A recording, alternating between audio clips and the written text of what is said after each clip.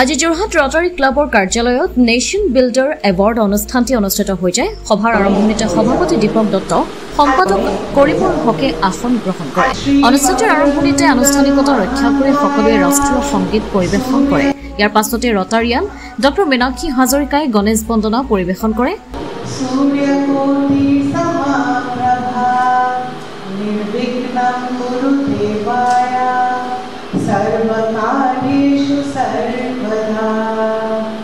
श्रीवक्रतुण्ड महाकाय सूर्यकोटि समप्रभा निर्विघ्नं कुरु देवाय सर्वकार्येषु सर्वदा। সভাপতি দীপক দত্তই আদৰণি ভাষণৰ লগতে অনুষ্ঠানটিৰ উদ্দেশ্য সম্পৰ্কে উপস্থিত ৰাইজৰ সন্মুখত মন্তব্য আগবঢ়ায়। 60 বছৰ পুৰণা এই 60 বছৰ বয়সত আমি যিমান আপোনালোকৰ যি শিক্ষাৰ্থ সেৱা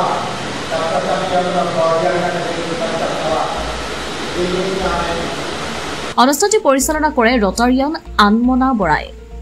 লগতে প্ৰাক্তন ডিষ্ট্ৰিক্ট গভৰ্ণৰ তিলক সিঙে ৰটাৰী ক্লাবৰ সন্দৰ্ভত চমু আভাস আগবঢ়ায়। সম্পাদক কৰিমুল হকে নেশ্যন বিল্ডাৰ এৱাৰ্ডৰ প্ৰতি বছৰে যোৰহাট জিলাৰ চৰকাৰী বিদ্যালয়ৰ শিক্ষক শিক্ষয়িত্ৰীক এই বঁটাৰ বাবে নিৰ্বাচিত কৰে। সেই সন্দৰ্ভত বিতংভাৱে মন্তব্য আগবঢ়ায়। ইয়াৰ পাছতে ২৬ গৰাকী যোৰহাটৰ বিভিন্ন বিদ্যালয়ৰ শিক্ষক শিক্ষয়িত্ৰীক নেশ্যন বিল্ডাৰৰ বঁটা প্ৰদান কৰাৰ লগতে বিদ্যালয়ৰ প্ৰধান শিক্ষকসকলকো সম্বৰ্ধনা জনোৱা হয়।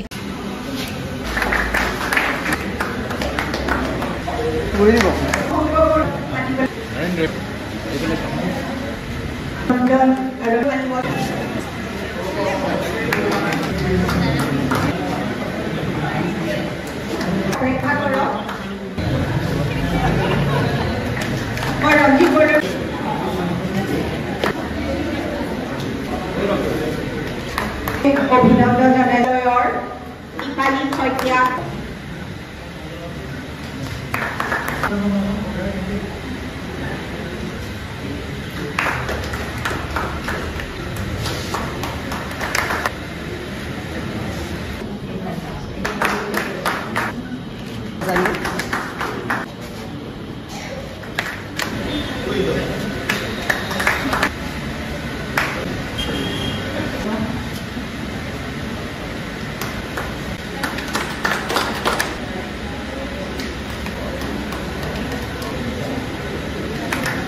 নেশ্যন বিল্ডাৰ এৱাৰ্ড লাভ কৰি শিক্ষক শিক্ষয়িত্ৰীসকলে যথেষ্ট আনন্দিত হোৱা দেখিবলৈ পোৱা যায়। বিল্ডাৰ যিটো এৱাৰ্ড ৰোটাৰী ক্লাবে দিছে এইটো পাই মই খুব ভাল লাগিছে, কাৰণ সম্পূৰ্ণ এটা নিকা প্ৰক্ৰিয়াৰ মাজেদি আহি তেখেতসকলে এই বঁটাটো আমাক প্ৰদান কৰিছে আৰু আশা ৰাখিছোঁ ভৱিষ্যতেও তেখেতসকলে যিসকল শিক্ষক শিক্ষয়িত্ৰী এই শিক্ষক শিক্ষয়িত্ৰীসকলক এই বঁটা প্ৰদান কৰি উৎসাহিত কৰিব বুলি আমি আশা ৰাখিছোঁ। মোৰ নাম নিৰ্মালী ধন্দিয়া হাজৰিকা, মই বাক্সন ডনবক্সত কৰোঁ। এই ৰটাৰী ক্লাবৰ এইটো এটা সুন্দৰ প্ৰচেষ্টা। শিক্ষকসকলক যিটো সন্মান দিছে সেইটো এটা ডাঙৰ সন্মান, যিহেতু শিক্ষকসকলে হৈছে সমাজৰ মধ্যমণি। সেইকাৰণে মই এই প্ৰচেষ্টাক শলাগ লৈছোঁ আৰু মোৰ স্বামী ৰূপাঞ্জল হাজৰিকা দেৱকান্ত বৰুৱা পাব্লিক হাইস্কুলৰ পৰা তেওঁ এই পুৰস্কাৰ লাভ কৰিছে। সকলোকে পুনৰবাৰ ধন্যবাদ জনাইছোঁ। গৰাকী প্ৰধান শিক্ষয়িত্ৰী আমাৰ আগত কয় যে ৰটাৰী ক্লাবৰ এনে পদক্ষেপ অনাগত দিনত শিক্ষক শিক্ষয়িত্ৰীসকলক যথেষ্ট অনুপ্ৰাণিত কৰিব আৰু অনাগত দিনসমূহতো এনেদৰে যাতে বঁটা প্ৰদান কৰি যায় তাৰে কামনা কৰিছে। যোৰহাট ৰটাৰী ক্লাবে নেশ্যন বিল্ডাৰ এৱাৰ্ডৰ আজি যি আয়োজন কৰিলে সঁচাকৈয়ে খুব ভাল লাগিছে। যোৰহাটৰ বিভিন্ন বিদ্যালয়ৰ নিৰ্বাচিত শিক্ষক শিক্ষয়িত্ৰীসকল আৰু বিদ্যালয়ৰ প্ৰধানসকলক নিমন্ত্ৰণ কৰি আনি তেওঁলোকে এটা অতি সুন্দৰ অনুষ্ঠানৰ আয়োজন কৰিলে আৰু আমি যথেষ্ট আনন্দিত হৈছোঁ, আপ্লুত হৈছোঁ আৰু ভৱিষ্যতলৈও ৰটাৰী ক্লাবে যাতে এনেধৰণে শিক্ষকসকলক এটা স্বীকৃতি দিয়ে, যাৰ ফলত তেওঁলোকেও বিদ্যালয়খন বা ছাত্ৰ ছাত্ৰীসকলৰ মাজত নিজকে বিলীন কৰি বা বিদ্যালয়খন ভাল পাবলৈ শিকিব। বঁটা প্ৰদান অনুষ্ঠানৰ পাছতেই অনুষ্ঠানটিত উপস্থিত ৰটাৰী ক্লাবৰ সভাপতি সম্পাদক বিষয়ববীয়া বঁটা লাভ কৰা শিক্ষক শিক্ষয়িত্ৰী, উপস্থিত প্ৰধান শিক্ষক শিক্ষয়িত্ৰী তথা পোহৰ লাইব্ৰেৰীৰ মুখ্য সম্পাদক অমৰ বৰুৱা শলাকৰ শৰাই আগবঢ়ায়। ৰটাৰিয়ান ৰঞ্জিত বৰদলৈ এই পবিত্ৰ অনুষ্ঠানটো এটা জাতি গঢ়াৰ যি চেষ্টা শিক্ষকসকলৰ আৰু সেই শিক্ষকসকলক আমি সন্মান যাচিবলৈ আমাৰ এই ক্লাবলৈ নিমন্ত্ৰণ কৰি আমি আপোনালোকক অকণমান মৰম যাচি যদি পাৰোঁ সুবিধাকণ পাওঁ সেইকাৰণে আমি পৰম সৌভাগ্যৱান বুলি ভাবোঁ আমি ক্লাবে যাই হওক এটা নিৰ্দিষ্ট নীতি নিয়মৰ মাজেৰে আমাৰ এই কাৰ্যসূচী হয় এই প্ৰগ্ৰেমটোৰ যি বাছনি প্ৰক্ৰিয়া আমি প্ৰথমতে সভাপতি মহোদয়ৰ নিৰ্দেশ মৰ্মে আমি যোৰহাটৰ কেইখনমান স্কুল বাছনি কৰি লওঁ আৰু সভাপতি মহোদয়ে নিৰ্দিষ্ট কিছুমান সদস্যক দায়িত্বভাৰ দিয়ে সেই শিক্ষকসকলক বাছনি কৰিবৰ কাৰণে সেই নিৰ্দিষ্ট নিয়মেৰে এইবাৰো ঠিক আমি কেইজনমান ৰটৰিয়ানে যোৰহাটৰ বিভিন্ন জেগাত গৈ কিছুমান নিৰ্দিষ্ট স্কুল বাছি লৈছিলোঁ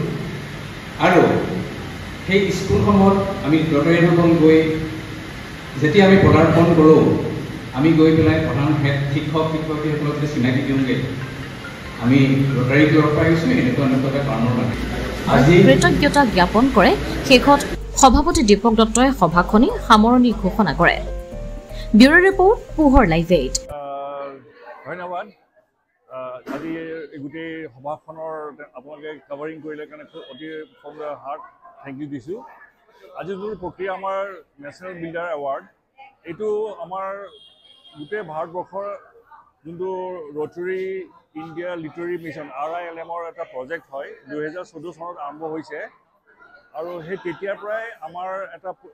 এটা প্ৰগ্ৰাম লৈ পেলাই আমি আগবাঢ়িছোঁ যাতে ভাৰতবৰ্ষখন গোটেইখিনি ইলিটাৰেচিৰ পৰা লিটাৰেট হৈ যায় এইটো দশক শেষ হোৱাৰ আগলৈকে আমাৰ এটা এইম আছে যাতে ভাৰতবৰ্ষখন গোটেইখন লিটাৰেট হৈ যায় আপোনালোকে গম পাইছে কিছুমান ষ্টেটৰ বাহিৰে যেনে কেৰালা হওক বা মিজোৰাম হওক তেওঁলোকে শিক্ষাৰ ৰেচিঅ'টো বহুত হাই কিন্তু তাৰ তুলনাত অসম বহুত পিছ পৰি আছে অলমষ্ট 70% মানে হ'ব এতিয়াও 30% ইলিটাৰেট হৈ আছে কিন্তু আমি এইখিনি আগবঢ়াবৰ কাৰণে টিচ বুলি এটা প্ৰগ্ৰাম আমি হাতত লৈছোঁ এই টিচ প্ৰগ্ৰামটোত যাতে টি হৈছে teacher support E for e-learning, A for adult education, C for child welfare আৰু H for happy school ইয়াত টিচ যোনটো আছে এই টিচটো এটা আমি চিষ্টেমত আগবাঢ়িছোঁ যাতে এই নেশ্যনেল বিল্ডাৰ এৱাৰ্ড আমি এটা প্ৰক্ৰিয়াৰ দ্বাৰা তেওঁলোকক চিলেক্ট কৰোঁ যাতে শিক্ষকসকলে উৎসাহিত হৈ আৰু পূৰ্ণদমে আৰু কাম কৰিবলৈ ইচ্ছা কৰে আচ্ছা এই প্ৰক্ৰিয়াটো এনেকুৱা হ'ল নেশ্যনেল বিল্ডাৰ এৱাৰ্ড আমি এটা ইভলিউশ্যন কৰোঁ আমাৰ ৰটাৰী ক্লাবৰে স্থানীয় স্কুল আমি চিলেক্ট কৰা স্কুল এখন গভৰ্ণমেণ্ট এডেড স্কুল হ'ব লাগিব স্কুললৈ যাওঁ তেওঁ শিক্ষক প্ৰিন্সিপালৰ লগত অনুমতি লৈ আমি টিচাৰক ইভেলুৱেট কৰোঁ ইভেলুৱেশ্যনটো কোনে কৰে ষ্টুডেণ্টে কৰে তেওঁ ষ্টুডেণ্টে কৰে আৰু সেই ইভেলুৱেশ্যন শ্বীটখনত তেওঁলোকে মাৰ্কছ দিয়ে মাৰ্কছ দি পেলাই সেই গোটেই পেপাৰখিনি আমি লৈ পেলাই আমি ক্লাবত চাওঁ চাই পেলাই যোনটো হায়েষ্ট মাৰ্ক পাওঁ তেওঁক আমি নেশ্যনেল বিল্ডাৰ এৱাৰ্ড আমি তেওঁলোকক উপহাৰ দিওঁ বা তেওঁলোকক আমি প্ৰদান কৰোঁ আৰু এই গোটেই প্ৰক্ৰিয়াটো যোনটো চাৰ্টিফিকেট হয় এইটো অটো জেনেৰেটেড RILMৰ এটা ৱেবছাইট আছে আমি গোটেই ফিডবেকখিনি তাত ভৰাই দিওঁ তেওঁলোকে নিজে চিলেক্ট কৰি নামটো সৈতে চাৰ্টিফিকেটখন তাত প্ৰিণ্ট হৈ ওলায় এইটো এটা খুব সুন্দৰ প্ৰক্ৰিয়া এইটো 2014 পৰা চলি আছে আৰু গোটেই ভাৰতবৰ্ষত চলিছে বিশেষকৈ আমি এই মাহটোতে কৰোঁ যিহেতু এইটো মাহ শিক্ষক দিৱস পালন কৰা হয় ৱৰ্ল্ড লিটাৰেচি ডে পালন কৰা হয় সেইকাৰণে এই মাহটোতে কৰোঁ আৰু এই প্ৰক্ৰিয়াটো আমাৰ চলি থাকিব যেতিয়ালৈকে আমাৰ এইম এচিভ নহয় আজি আমি 26 জন টিচাৰ ফেলিচিটেট কৰিলোঁ তেওঁলোকৰ লগতে স্কুলৰ হেডমাষ্টাৰো আহিলে আৰু খুব উৎসাহিত হৈছে আৰু তেওঁলোকৰ এই চাৰ্টিফিকেটখন বহুত কাম কৰে তেওঁলোকৰ কেৰিয়াৰৰ কাৰণে বহুত ভাল কাম কৰে আমি গম পাছত ক'ম বাৰু এইটো তেওঁলোকৰ এই চাৰ্টিফিকেটখন যদি ভালকৈ ৰাখে বহুত কাম কৰে